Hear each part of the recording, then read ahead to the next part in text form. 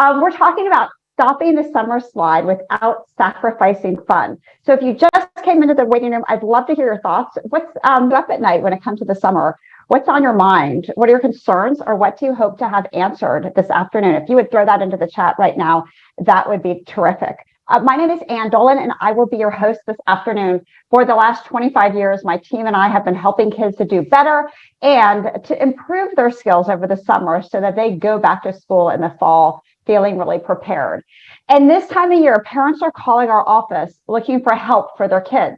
And they're saying all kinds of things like, yeah, I know I want them to do something over the summer academically, but I want to give them a break. On the other hand, I don't want August to roll around and feel unprepared.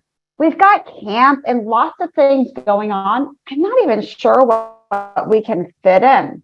However, parents know that if they leave any summer work to their kids, if they have anything for assigned to school, or even if they just need they want them to keep up with the reading over the summer, they know if they leave it to their kids, it won't get done. And then sometimes say, my son or daughter is behind in math or writing or whatever it might be, and they're worried that the summer, not doing anything over the summer, will make their re-entry into school a little bit harder. So what is it about this summer? I can tell you that after 25 years of working with students, and that means 25 summers, there are absolutely things parents can do over the summer to find that happy balance between not doing anything at all and overhelping. And so what I suggest this year is that as parents, we make it one of intention. We make the summer one of intention, meaning that instead of, well, let's just see what happens, we go about the summer in the beginning with ways in which our kids can find that balance. And one thing I propose is to improve the summer GPA. Now, GPA has nothing to do with grade point average. It actually has to do with 3 elements of success. And these elements stand for going for goals, that's the G, the P is plotting the path, and the A is activities for action. And these are actually the academics. So I'm suggesting that instead of us being the ones in charge, that we get together with everybody in our family, the kids, the adults, everybody, and we do an activity together to make it fun.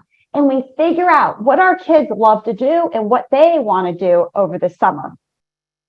So that is the Go for Goals.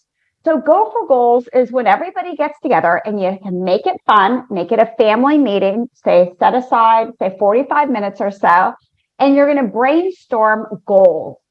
And that's the Go for Goals part. So you're going to ask this one question, which I'll share with you in a second, and everybody's going to get in on the action. Now, you're going to need some things. You're going to need a phone, because I would suggest timing this.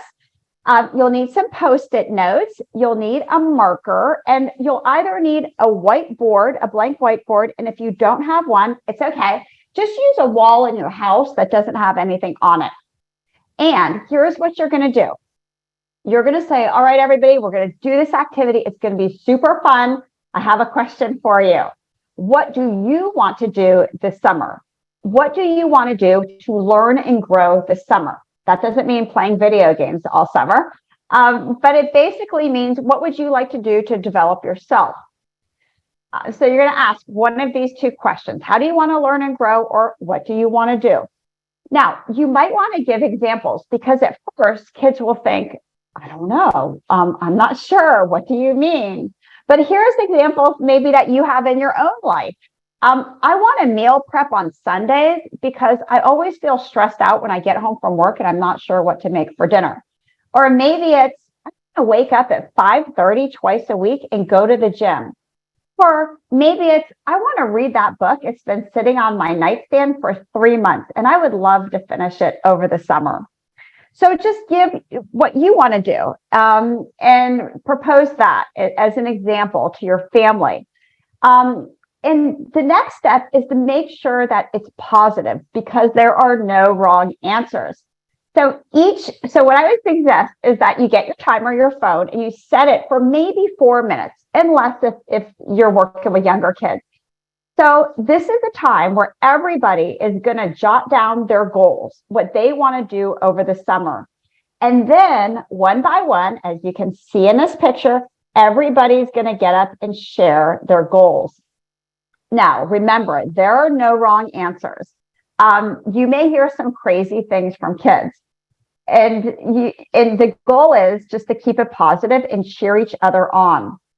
And remember, no wrong answers. So you want to be a coach, not a critic. So even if your child says, I want to ride my bike across the state. That's interesting. What made you think of that? Instead of that will never happen. That's not a good idea. Everything's okay. So each person then, after they jot it down, they're going to go up and talk about what they chose. And one by one, they're going to put their Post-it notes up and tell why they chose that. And it is so fun. You really, really learn about your kids. I've done this with a lot of students I've worked with. I've done it with my own kids, multiple summers. I've done it with other students, groups of kids. So the next step after everybody does this is they narrow it down. And now you're going to say, well, out of all these great things, what's your top goal? And then one by one, each person gets up and moves it to the top of their board.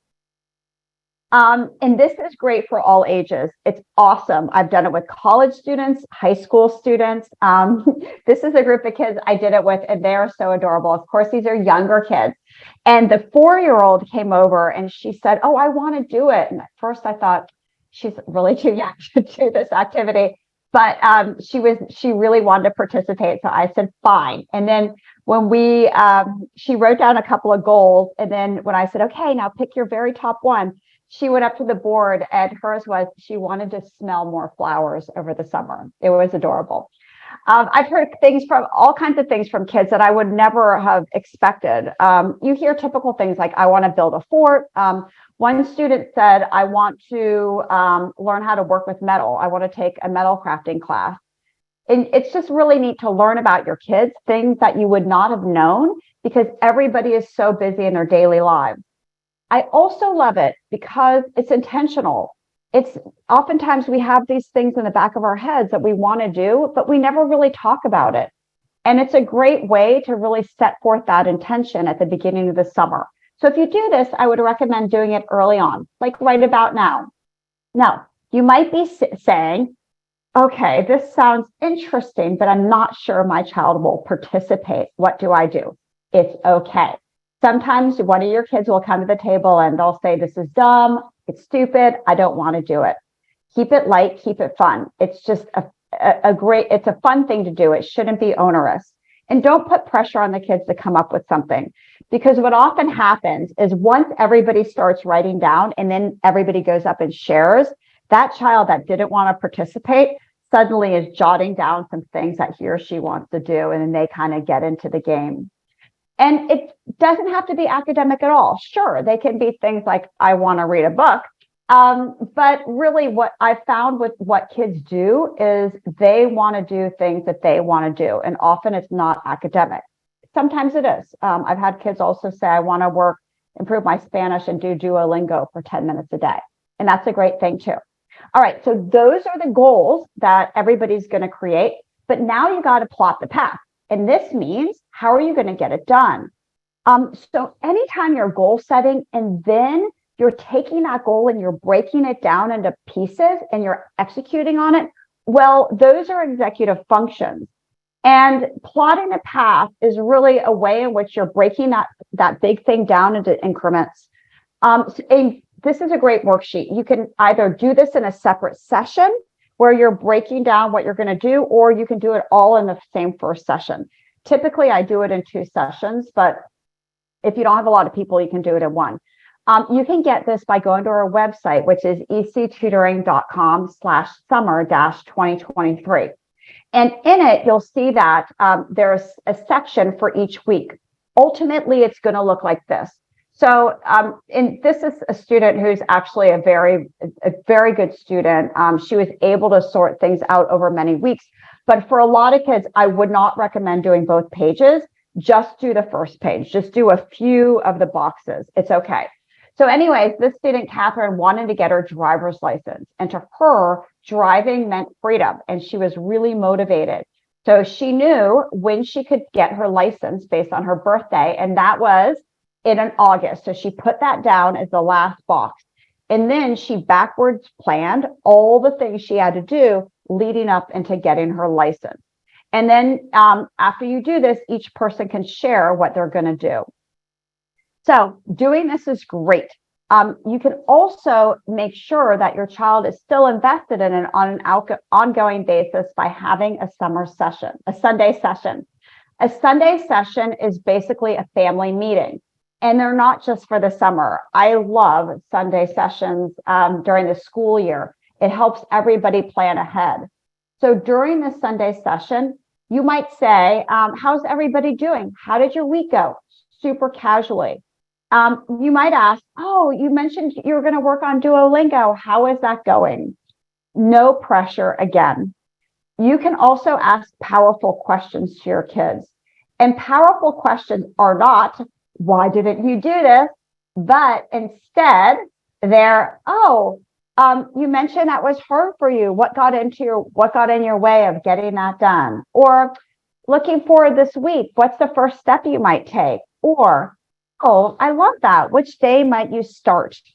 So those are better questions than looking back. Anytime we can look forward, it's far more powerful for kids, and they're less likely to feel cornered, or it's less likely to feel adversarial.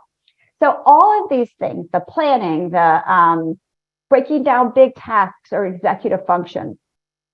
Executive functions have been huge in education in the last 20 years. And they have to do with these cognitive skills that are in the frontal lobe of a person's brain, right behind your forehead. And interestingly, out of all the brain functions, they're the last set of skills or cognitive abilities to come online.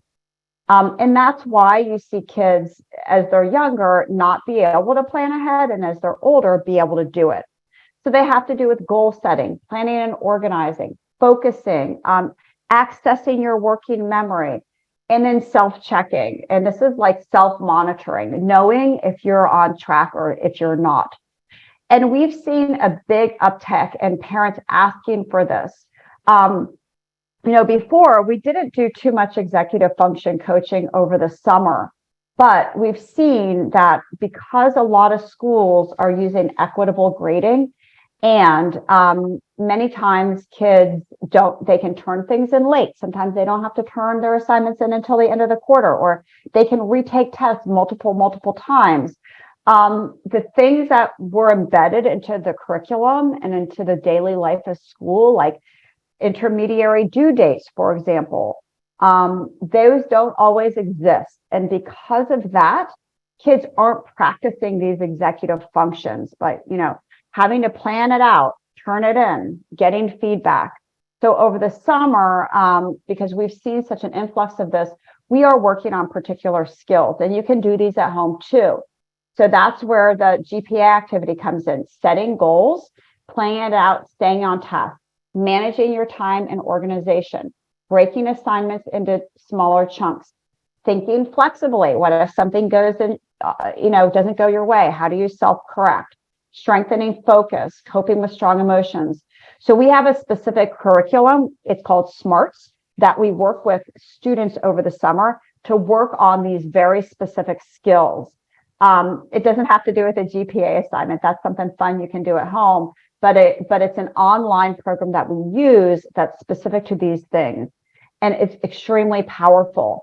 And then that last thing that I mentioned, which I believe is one of the most important, is monitoring progress and self-reflection. All right, so we talked about things that have to do with executive functions. We talked about the GPA, the fun things, and why they're important. But at the end of the day, often, although this is really helpful for kids, sometimes kids need help with the basics: reading, writing, and math. And how do you do that over the summer when it's fairly unstructured? Well, for younger students, one thing that I can recommend is in your home to set up stations. And so that means that you might have a puzzle station, which is basically a puzzle on your dining room table as an example, or maybe a reading station, which is maybe a basket of books by your sofa. You could have an art station, which is maybe on the desk in your home office. But basically, this is a place for kids to go to practice a skill. Now, we might think of puzzles as like just something fun, but it's actually not true. Puzzles actually require a lot of critical thinking, and they require you to deal with frustration and to manage your emotions, both critical skills for school. We all know kids need to be reading over the summer. In fact, research shows that if kids read 3 books on grade level, especially as they get older, that is the primary way they can combat the summer reading slide. We know that when kids do nothing over the summer, they lose 2.5 months of progress in reading and a full 3 months in math. So we want to make sure that they don't do that. So these are easy ways to get kids engaged in learning over the summer. You just set this up at your house, and you might set aside 20 minutes each day or a couple days a week for kids to go to a station. Now, I mentioned math, and math is the one we see that kids lose skills the most. What can you do? Mental math is so important. You know, it's one thing for kids to do things rotely, but it's a whole nother skill level for them to do it mentally. And so how do you make sure kids have good mental math skills? Well, one is to measure while cooking. So if you're making something, ask your child to do the measurement. It calls for 1.5 cups. Oh, can you measure 1.5 cups of flour? Oh, can you give me a 1/4 cup of sugar? That skill helps students understand fractions. And I will tell you that fractions, decimals, and percents, those 3 skills are the precursor to algebra. And algebra is the precursor to algebra 2, and algebra 2 is a precursor to every other high-level math, including calculus, that students will see in high school. So it starts in the elementary grades by having good mental math skills, particularly around fractions, decimals, and percent. You can also help kids by having them help you create the shopping list. Okay, if you want a box of Life cereal, how much do you think that will be? Write down your estimate, estimating is key, on a piece of paper. You go to the store. Oh, can you find that box of Life cereal? How much is it? Oh, you thought it would be $2.50. It's $4.75. About what is that difference? About $2. Interesting. Oh, is $4.75 closer to $4 or $5? That's a rounding skill. And then in restaurants, have your kids leave the tip. You can teach them 10% of $25 is $2.50. So 20% is just double that. And they can learn how to solve a problem using percents. Now, there's also something to be said for good old-fashioned rote practice. I personally like using pencil and paper. It helps kids find motor skills, and it helps their visual motor integration to actually do writing over the summer. Even if they're not writing sentences, but they're writing out answers to math problems, that's fine. I like workbooks that rely on repetition, because repetition is easy for kids. And as parents, we don't want to be too involved, to be honest. Otherwise, it creates a lot of friction. So if you can find a workbook working on a skill like multiplication, and the whole book or most of the book is multiplication, they can easily do that on their own without you being too involved.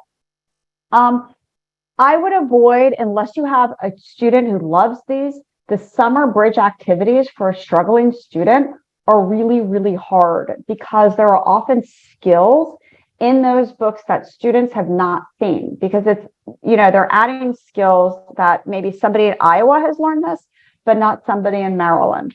And so what I did with my kids when they were little is I would go through these and pick out things I knew they knew how to do, but I would not have them do a page at a time. I had much better luck with doing more practice, like the math practice workbooks. Now, this doesn't mean that kids can't practice online. They can. There's a lot of good websites out there. For younger students, there's Starfall, which I love. for reading. There's Academics, which is a video game math concept. So it teaches kids math through video games.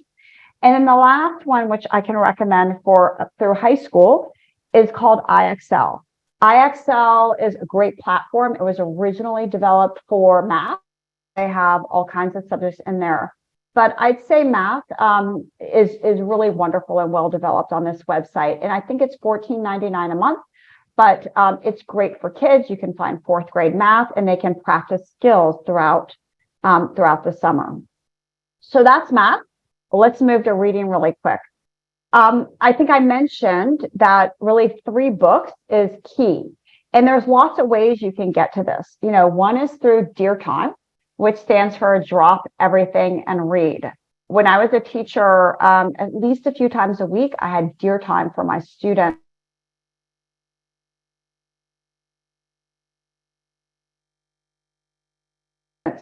And I loved it because it's basically the same book together and everybody takes a turn. Make sure it's an easy one. Or it can be where everybody reads their own book. But the idea is that you have a plan and a schedule for reading. You can also attack reading in a different way, especially for a reluctant reader. It might be that you read a page and then they read a page. Or for a really reluctant reader, you read 2 pages and they read 1 page. But what I would not recommend is saying to your child, go up in your room and practice your reading. Because if you have a reluctant reader, if you go up there 15 minutes later, they're probably going to be playing with Legos or something else, and it won't be reading. Oftentimes, kids need guidance with reading. They can also listen to audiobooks and follow along.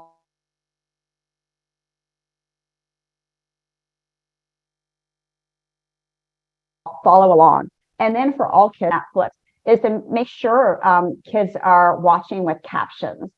And your eyes naturally gravitate to captions as you read. And for students, it helps improve their reading. And it's really a benign way of practicing reading, just turning on the captions. All right, so those are great things for students of all ages. And certainly for older students in high school, we want them to be thinking ahead about college too. And there are certain things this summer that help their academics because they're engaged in learning and also help prepare them for college. And one is to have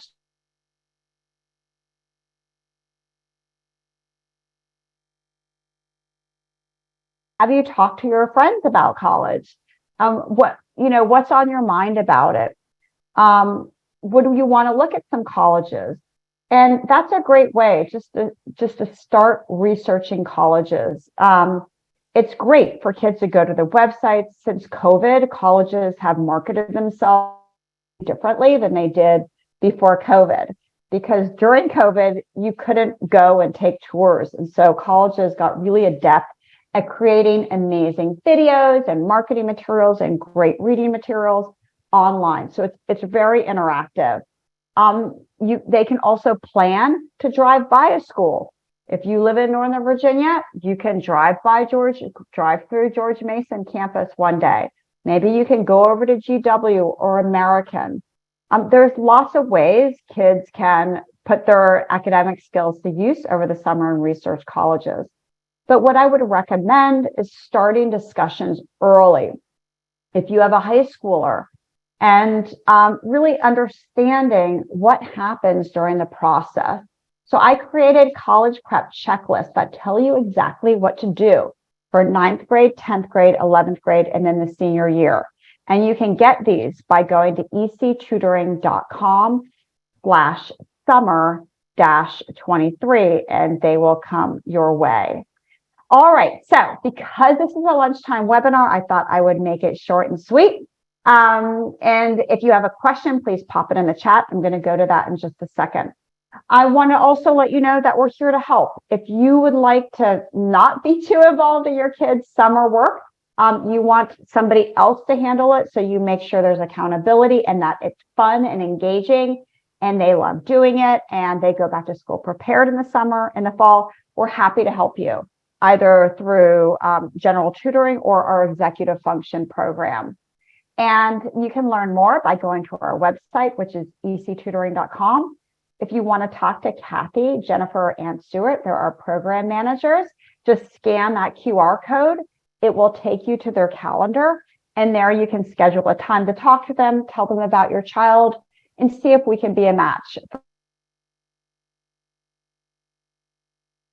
Let me go to the chat and see what questions we have.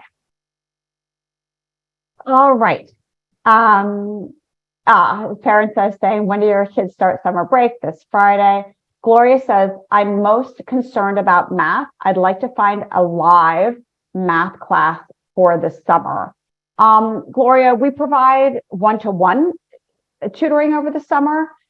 It is virtual, but we found it to be just as efficient and just as practical and helpful because of the software we use. And so if we can help you, let us know. There's also a program, I don't know where you live, but there's a program called Math Tree, and it's over the summer, and it is live, it's in person, and it allows, they have different topics, but kids make projects around math. So that could be something fun too. So Elizabeth asked, how to integrate math into daily life. I would continue, Elizabeth, as I mentioned, really talking about estimating. If kids want money, before you give it to them for Starbucks, say, about how much will that cost? If I give you $5, do you have a sense of how much change you should get back? I like the idea of counting money and practicing counting money with kids. It's an incredibly useful topic, and it helps them understand the value, obviously, of a dollar, but also parts of a dollar, which is a fraction. We're looking for a summer activity to give back to the community. Gloria, I think that's fabulous. There's lots of ways to give back. It depends what your student is interested in. I live in Old Town, Alexandria, and I was walking down the street the other day, and there was a Potomac Water cleanup group. They take kids. There were a lot of kids out there. So any organization that you can Google volunteer programs near me for kids, and it will pop up with the whole list. We've had kids do all kinds of volunteering through the students we serve. Some of them have been able to volunteer at a local animal shelter because they love animals. So I would go with your child's interests, not necessarily what you want to do, but what is that makes them tick? What do they love to do? And see if you can find something around that just by searching for it. The other thing I could recommend is if you have an older student, a job shadow is really, really wonderful. And if you have a student who, I don't know, maybe is interested in business later on, perhaps you have a friend that would allow your child to interview them or go to work with them just for an hour. All those things are really meaningful to kids, and it is extremely intentional. It's something that they remember later on too, and it can actually help motivate them to want to study something in that field later on in college. How do I keep a rising sixth grader reading and doing some writing? From Mariana. Mariana, I did share with you some ideas for reading. I like the idea of kids listening to a book and following along, or you taking turns reading. For writing, I love the idea of a dialogue journal, and that means that you get a composition book, just a cheap one for $1 at the dollar store, and each day or whenever you have time, you pose a question to your child in this journal. It's like a diary. It's a way for you to write back and forth, and it's some type of compliment, or it's a genuine question like, I loved how you passed the ball to Susie yesterday in your soccer game. How did you know she was open? Or what an awesome play. How did you think about that in the middle of the game? So asking a question where the child has a good answer is fabulous. So you write the question, they write back to you. They can draw a picture. They even can just write a sentence. Don't have expectations about how much they write. Do not correct their spelling. Don't correct their grammar. None of that stuff. It's just an open invitation to write back and forth. And then the next day you answer them back, you put it back on their bed or wherever you keep the journal, and then they write you back. And it's a nice way to wind down at the end of the evening too. So for kids to start to associate writing with relaxation. And I did this with my kids a lot when they were younger. At the end of the summer, we had a really nice keepsake book, and that's a bonus too. Allison said, what a great idea that kids are in on the action. Yes. And anytime you can have a meeting at the start of the summer and say, I'm thinking about these online ideas, but I also have these workbooks. I'm wondering, like, for you to practice math, what do you think would be a good idea? What would you be more likely to do? And anytime we can get kids buy-in, it's so much more powerful, and they're much more likely to do it. Let's see. What workbooks do you recommend? Lori, kind of going back to the workbooks that are recommended, I like things that focus on just a couple of skills. So if you want to work on reading comprehension, get a workbook that it's reading short passages. Don't get anything that feels onerous to kids, like you have to read a story or read a whole page, and then answer a question. Something short is great. Make it easy for them. If they feel that it's too hard, they're less likely to do it. So you can go to your local Barnes and Noble. I personally think that's the easiest way to pick a workbook, because you can go with your kids. You can pick a couple and say, now out of these three, which one do you like best? But again, it's okay if you pick something on their grade level. I wouldn't recommend picking something that's too difficult, because that's going to get you in on it. And anytime parents are telling kids what to do, if we're ever micromanaging, it just invites friction, and you don't want that over the summer. You want it to be fun. When my kids were younger, even though their lives were really busy with camp and all those other things, I did make sure that they were downstairs 10 minutes before we left, and I had their workbooks laying out for them. And I would dog ear the page, and I would mark, okay, do 1 through 10, or do all the odd numbers or all the even numbers on their page. And it was easy. It only took them 10 minutes, and it was super helpful. If your child's weak in math, I love Mad Minutes. It's kind of old fashioned, and you don't have to time your child if that makes them anxious. But what you will find is, as they practice a math skill like addition, subtraction, multiplication, division, they get faster and more fluent as the days go by. So anytime you do something like that, it's easier if you say, we're going to do this every day, Monday through Friday. Then kids know what to expect at around the same time. If it's like, I'll do this a couple times, it's hard to do it like that. It's easier for kids when they have a schedule. Gloria says, virtual math and tutoring are really great. I think virtual math and tutoring are great, actually, versus in person. And yes, I would say that too. Sometimes we talk to parents and they say, I can only have in person. I used to think like that too, because I had 20 years of working with kids sitting next to them. But I found with the advent of technology and working one-to-one, it works just as well, and if not better, because we can see kids more frequently. All right, let's see. Just realized, let me just stop sharing my screen. Sorry, it was up there for so long. And let's see what other questions that we have. Allison said the dialogue journal is a wonderful idea. Thank you. And what was the math suggestion on math mastery? These are called Mad Minutes. And if you go to Barnes and Noble, or if you go online on Amazon, you can find a gazillion of them. They might be called timed math or something like that, but Mad Minutes are a great way for kids to practice math fluency. All right, everybody, I think that's all the questions that we have. I hope that you found this to be helpful, and I hope that you enjoy your summer, that it's a wonderful place to be. It's a wonderful time for your family, and that your kids go back to school in the fall feeling really strong. It was a pleasure to talk to you today. Have a wonderful day. Bye, everybody.